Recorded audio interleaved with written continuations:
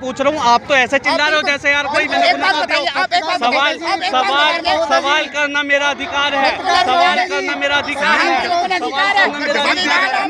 तो चिल्ला रहे हो यार। क्या महाराज जी, भांग के नशा कम किया करो, गांजा कम पियो। वो एक टेक्निकल फॉल्ट हो जाता है टेलीप्रेशर का, और वो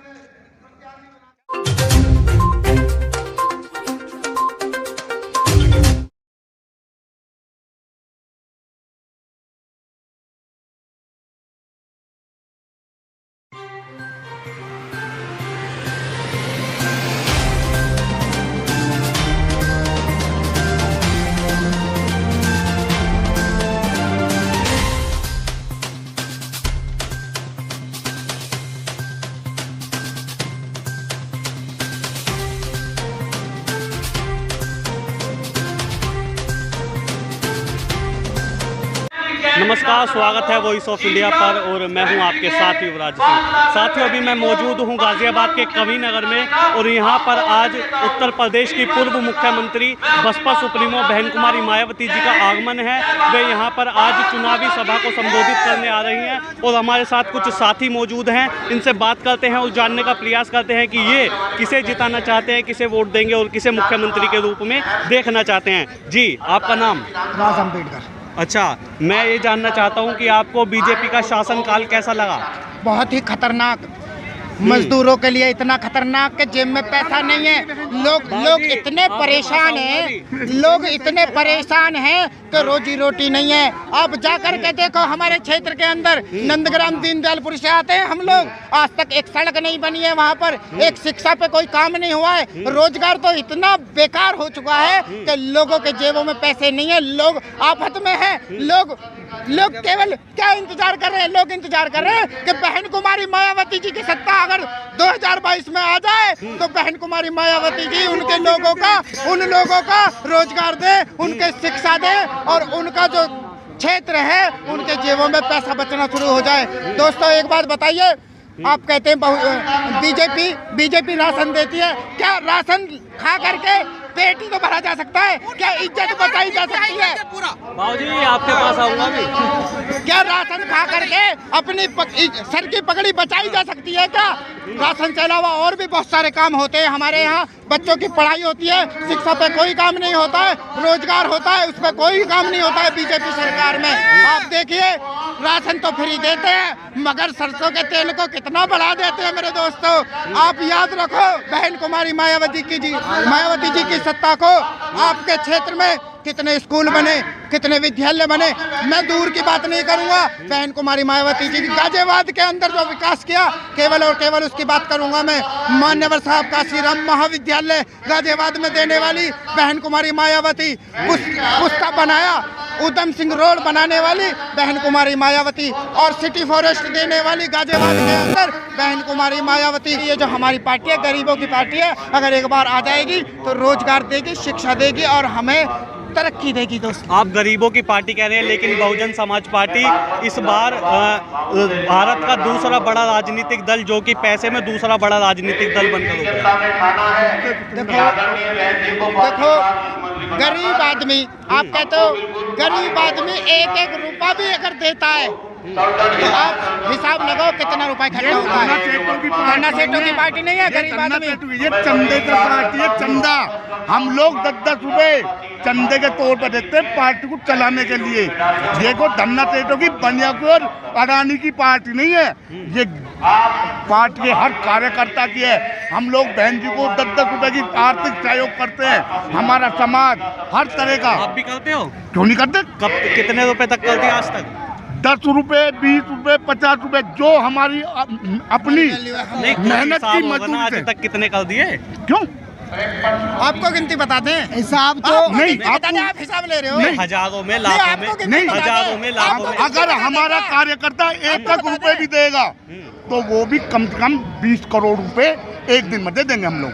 अच्छा, 1 रुपए से 20 करोड़ इकट्ठा। इस बात से आप पूछना क्या चाहते हो? पूछना ये चाहता हूँ कि आप भी सहयोग करते हैं तो बिल्कुल, कितने रुपए तक का कर दिया आज तक? ये क्या बात हुई कि ये कितने बताएं रुपए ना। का? एक भी सहयोग बताया एक नहीं मिनट। जाता। हमारा एक आदमी ऐसा जो 10 रुपए देता है, एक आदमी ऐसा 1 रुपया देता है क्या? मेरा सवाल गलत नहीं है, मेरा आपका सवाल सवाल सुनिए। गलत है। मेरा सवाल गलत आपका नहीं है, सवाल गलत मेरा है, सवाल गलत है। सुनिए। मेरा सवाल ये है कि आपने कितने रुपए तक की राशि दान में दी है, ये जानना चाहता हूँ। बिल्कुल सही। मेरा सवाल मैं पूछ रहा हूँ, आप तो ऐसे चिल्ला रहे हो जैसे यार कोई मैंने एक बात बताइए, आप एक बात सवाल बताइए, आप एक बात बताइए। सवाल करना मेरा अधिकार है, सवाल करना मेरा अधिकार है, सवाल करना मेरा अधिकार है। आप तो मेरे को चिल्ला रहे हो यार। संविधान आपको भी अधिकार देता है, हमको भी अधिकार सवाल करना मगर मेरा आप अधिकार है। आप ये मानिए रोते रोते ना आंसू सूख गए हैं, मेरे ही नहीं, हर शोषित वर्ग के गरीबों के।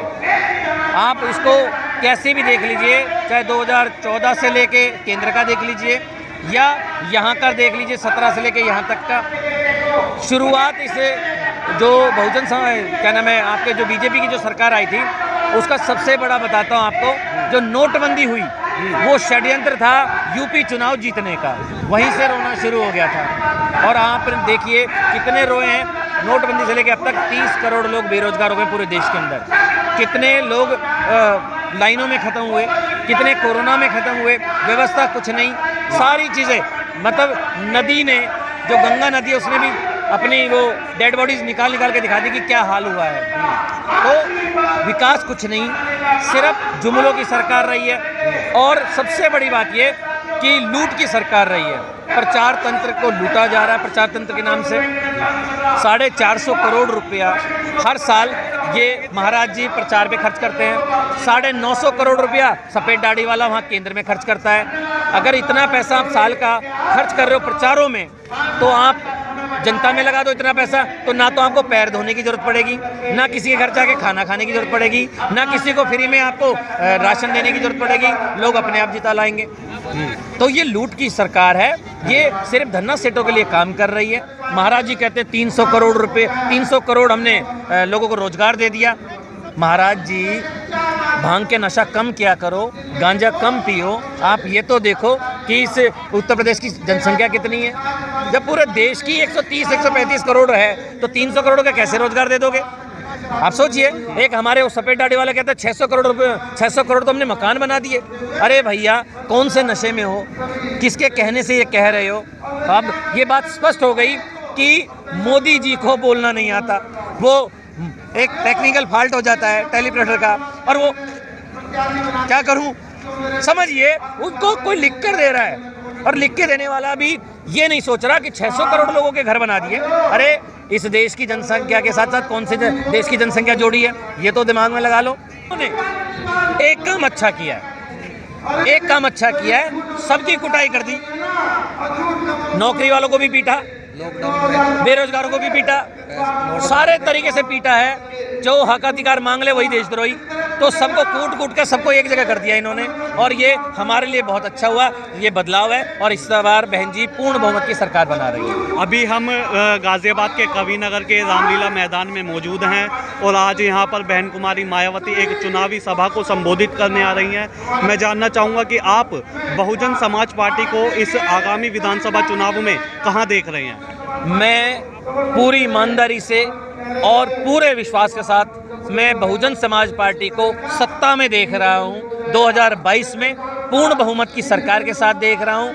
बहन जी मुख्यमंत्री बन रही हैं, कोई इसमें दोहराए नहीं, कोई रोकने वाला नहीं। दूसरी बात बताता हूँ, सर्व समाज, सर्व जातियाँ, सर्व धर्म के लोग बहन जी को वोट कर रहे हैं, कानून का राज चाहते हैं।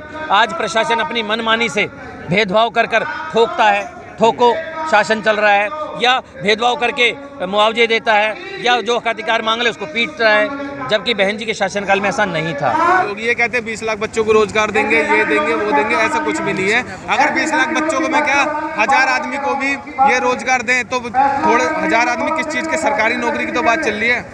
अपनी गली में ही आप बता दो कि कितने सरकारी लगे हुए हैं, कितने लोग हैं जो रोजगार देने वाली बात है। ऐसा कुछ नहीं है भैया, ये साली बहकाने वाली बात है। हमारे बड़े भैया तैयारी कर रहे हैं, 3 साल हो गए अभी तक आया नहीं है। रेलवे के डी ग्रुप के फॉर्म डाल रखे हैं, वो भी आज तक नहीं आए। अच्छा, बहकाने वाली बात है सारी बस। तो आप देख सकते हैं हज़ारों की तादाद में यहाँ पर लोग मौजूद हैं और यहाँ पर पुलिस प्रशासन के लोग भी हैं और बीएसपी के बहुजन समाज पार्टी के समर्थक भी हैं जो दावा कर रहे हैं कि इस बार बहुजन समाज पार्टी सत्ता में आएगी। बहन कुमारी मायावती मुख्यमंत्री के रूप में देखना चाहते हैं और यहाँ पर हज़ारों की तादाद में लोग मौजूद हैं।